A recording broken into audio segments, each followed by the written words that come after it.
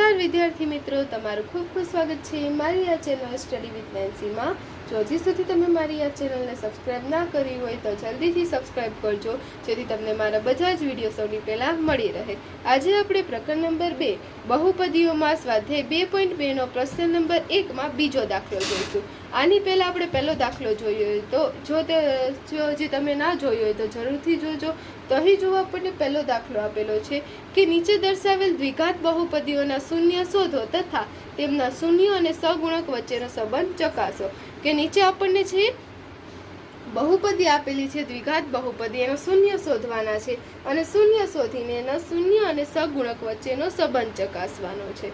તો અહીં આપણને જે બહુપદી આપેલી છે એનો શૂન્ય એટલે કે આમાં બહુપદીમાં આ જે એસ ચલ છે એ ચલની જગ્યાએ હું કઈ કિંમત મૂકું જેથી જવાબ એનો 0 આવે, તો એ શૂન્ય શોધવાનો અને પછી શૂન્ય અને જે છે સગુણક છે કે આના જે એસ સ્ક્વેર છે પછી એસ છે એના સાથેનો સગુણક છે તો એના સાથે સંબંધ ચકાસવાનો છે। આપણે એક્સ સ્ક્વેર વત્તા બી એક્સ પ્લસ સી સાથે સરખાવીએ તો જે સગુણક થાય એના વચ્ચેનો સંબંધ ચકાસવાનો છે। તો આ દાખલો આપણે પહેલા દાખલામાં ડીપમાં જોયું તો તમારે જે સમજવું હોય તો જરૂરથી સમજી શકો છો। તો અહીં પહેલો આપણને અહીં દાખલો આપેલો છે 4s square minus 4s plus 1। તો હવે આના શૂન્ય શોધવા છે તો અહીં આપણને જે એસ સ્ક્વેરનો સગુણક વાળું પદ છે અને અચળ પદ છે એ બંનેનો જ ગુણાકાર કરી દઈએ, 4 ગુણ્યા 1 કરીશું। અહીંયા શું છે, એક અચળ પદ છે, અચળ પદ એટલે જેની સાથે કોઈ આવા ચલ નથી, આ એસ છે એવા ચલ નથી, તો અચળ પદ અને એસ સ્ક્વેરનો જે સગુણક છે વર્ગવાળું પદ હોય એનો સગુણક કેટલો છે 4, એ બંનેનો ગુણાકાર કરવાનો, 4 મળ્યો અને જોવાનું કે અચળ પદ સાથે સરવાળાની નિશાની છે તો આપણે 4ના એવા ભાગ પડવાના અને એનો એવો સરવાળો કરવાનો જેથી મધ્યમ પદ 4 છે એટલો આપણો સરવાળો થવો જોઈએ, મધ્યમ પદ જેટલો સરવાળો થવો જોઈએ। તો એ મધ્યમ પદ કેટલું છે -4s છે એટલે આપણે 4 જેટલો સરવાળો થવો જોઈએ। કેના એવા ભાગ પાડવાના 4ના અને શું કરીને સરવાળો કરવાનો, કારણ કે જે અચળ પદ છે એની આગળ સરવાળાની નિશાની છે। તો હવે આપણે 4ના ભાગ પાડીએ તો 4 એકુ 4 થાય, આ બેનો સરવાળો કેટલો થઈ ગયો 5, પણ આપણે કેટલો કરવાનો છે 4, તો પાછા બીજો ભાગ પાડીએ કે 2 દુ 4 અવયવ જ પાડવાના છે તો 2 દુ 4, તો 2 અને 2 નો સરવાળો કેટલો થઈ ગયો 4। તો જો ભાગ પડી ગયા, તો 4ના આપણે કયા બે ભાગ પાડશું 2 અને 2। આમાં જો નાની મોટી સંખ્યા આવી તો મોટી સંખ્યા અહીં રાખવાની છે જેથી સરળ પડે, તો આમાં તો બંને જ સંખ્યા સરખી છે। હવે પહેલા પદને તો ઉપરની જ નિશાની લગાડી દેવાની, બંનેની પાછળ એસ લગાડી દઈએ। આપણે શું કરીએ છીએ -4s ના બે ભાગ પાડીએ છીએ, એના માટે જ ગુણાકાર કરીને આવી રીતે ભાગ પાડેલા છે।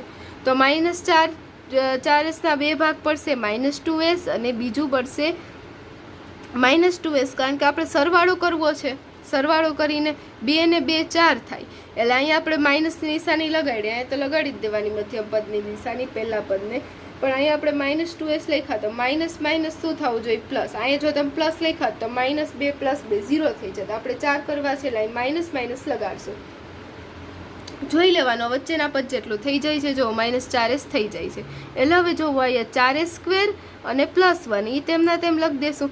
હવે આમાંથી જે સામાન્ય અવયવ થતા હોય એ આપણે કાઢવાના, કઈ થવો 4s સ્ક્વેર -2s +1 છે તો આ બંનેમાંથી જે પદ સામાન્ય નીકળે ને આ બંનેમાંથી જે પદ સામાન્ય નીકળે, તો અહીંયા જુઓ 4s સ્ક્વેર 2s છે, આમાંથી પહેલા 4 એટલે 2 દુ 4 થાય અને અહીં 2 છે એટલે 2 તો પહેલા સામાન્ય નીકળશે, હવે એસ પણ સામાન્ય નીકળશે। અહીંયા જો અહીંયા એસ સ્ક્વેર છે, એસ સ્ક્વેર એટલે શું s ગુણ્યા s અને અહીંયા 1s છે એટલે 1 s આપણે સામાન્ય કાઢી લઈશું। હવે 4s સ્ક્વેર છે એમાંથી 2s નીકળી ગયું તો હજી અહીંયા એક 2 વધશે, 2 દુ 4 2 કાઢી નાખ્યા 2 વધે, હવે પછી અહીં 2 વધ્યું, હવે એસ સ્ક્વેરમાંથી s નીકળી ગયા છે તો હજી એક s વધશે એટલે 2s માઇનસ, હવે અહીં જો 2s આખું બહાર નીકળી ગયું છે એટલે અહીં 1 જ એક ખાલી વધશે, 2 અને s બંને જ સામાન્ય નીકળી ગયા છે, અહીંયાથી કાંઈ નથી વધ્યું એટલે આપણે શું લખશું 1 લખીશું। હવે અહીં ગુણાકાર જોવો 2s square × 2s square 4s square થઈ ગયું, 2s સ્ક્વેર -1 આ બેનો ગુણાકાર કરીએ તો -2s આવી જ જાય જવાબ। હવે આ બંનેમાંથી આપણે સામાન્ય કાઢીએ તો આમાંથી તો બંનેમાંથી કંઈ સામાન્ય નીકળે એમ નથી, તો અહીં આપણે શું સામાન્ય કાઢી લઈશું 1 સામાન્ય કાઢી લઈશું અને હવે જો અહીં માઇનસની નિશાની લગાડશું હવે જ્યારે કાઉન્સને આપણે -1 સામાન્ય કાઢતા હોય ત્યારે એક ધ્યાન રાખવાનું, આ બંનેમાંથી કાંઈ સામાન્ય નથી નીકળતું, કારણ કે આમાં 2 છે, અહીંયા 2 નથી, અહીંયા S છે, અહીંયા S નથી, બંનેમાંથી કાંઈ સામાન્ય નથી, પણ એક તો બધાનો જ અવયવ હોય એટલે એક સામાન્ય નીકળી જાય. અને અહીંયા જો આપણે માઇનસની નિશાની પણ સામાન્ય કાઢી છે, પણ આની પાસે માઇનસ છે, આની પાસે નથી. તો હવે જ્યારે કાઉન્સ કરશું ત્યારે આપણે ધ્યાન રાખવાનું કે આને તો 2S લખશું, પણ અહીંયા આપણે શું કરી દઈશું, +1ની જગ્યાએ -1 કરશું. કેમ? કારણ કે આપણે માઇનસ સામાન્ય કાઢ્યું તો આ -2S ને તો માઇનસ લાગ્યું, પણ આ પછી માઇનસ પ્લસ માઇનસ થઈ જાય. એટલે અહીંયા આપણે શું કરવાનું, જ્યારે આપણે માઇનસ બીજા પદમાં અહીંયા આપણે -12 કાઢતા હોય કાઉન્સની, તો જે નિશાની બદલાવી દેવાની. તો જુઓ અહીંયા તમે જુઓ -1 2S, તો -2S થઈ ગયા, અને -1 +1 થઈ ગયા, જોઈ લેવાનું ગુણાકાર ચેક કરીને. તો હવે જુઓ અહીંયા અવયવ જુઓ 2S - 1 2S - 1 આવી ગયા બંને સરખા. તો એક અવયવ થઈ ગયો 2S - 1 અને બીજો એક અવયવ થઈ જશે અહીં જુઓ 2S - 1, તો બીજો અવયવ પણ કેવો થઈ ગયો 2S - 1 = 0. આ બધા જ આપણે શું લખી દઈશું, =0 લખી દઈશું, કારણ કે આપણે એના શું ગોતવા છે, શૂન્ય ગોતવા છે. એટલે આપણે એને એસની આની કિંમત કેટલી, બહુપદીની કિંમત 0 કરી દેવાની અને એના ઉપરથી આપણે એસ ગોતી લેવાનું. તો હવે જુઓ અહીંયા એસ આપણે ગોતવાનો છે, તો 2S - 1 2S - 1, તો અહીં 2S - 1 બરાબર 0 અથવા તો 2S - 1 બરાબર 0. બંનેનો જવાબ સરખો જ આવશે, તો પણ 2 વાર લખી દીધું, 1 વાર લખો તો પણ ચાલે. તો અહીં જુઓ 2S છે, અહીંયા 1 કઈ -1 છે, બીજી બાજુ જશે તો 0 + 1 થઈ જશે, બરાબરની બીજી બાજુ જાય તો પ્લસ હોય તો માઇનસ થઈ જાય, માઇનસ હોય તો પ્લસ થઈ જાય. તો અહીંયા પણ 2S બરાબર 0 + 1 થઈ જશે. હવે જુઓ 2S બરાબર અહીંયા 1, અહીંયા 2S બરાબર 1, 0 ને 1 1. હવે જુઓ 2S બરાબર 1, હવે અહીંયા આપણે S ની કિંમત ગોતવી છે, 2 ને બીજી બાજુ લઈ જાય, ગુણાકારમાં છે બીજી બાજુ જશે તો ભાગાકારમાં.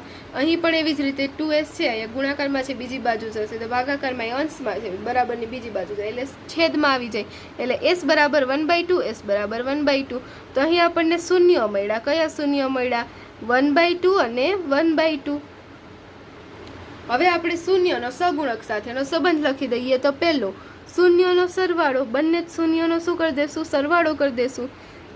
બંને જ શૂન્યનો સરવાળો કરીએ એટલે 1/2 + 1/2 છેદમાં 2, 1 ને 1 કેટલા થઈ જશે 2, એટલે 2/2 કેવા આવી જશે 1.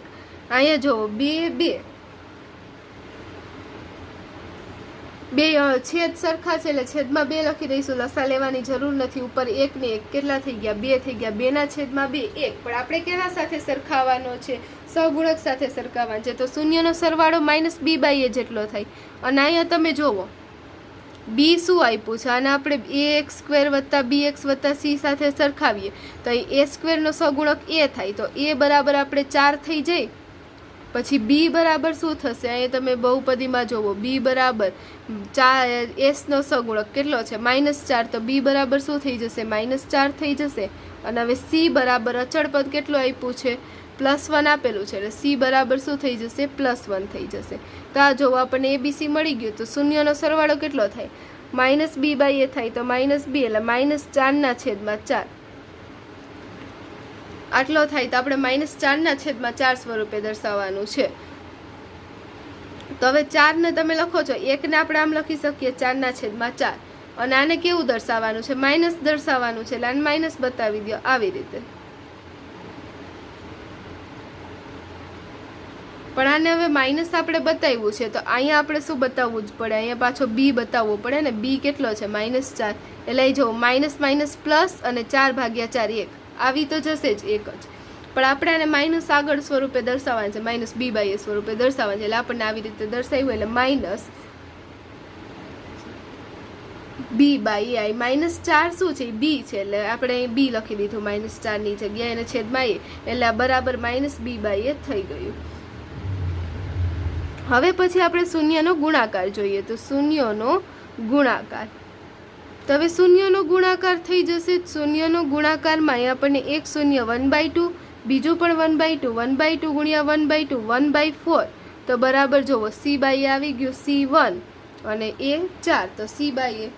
તો આ જોવો શૂન્યનો ગુણાકાર સાથેનો સંબંધ થઈ ગયો.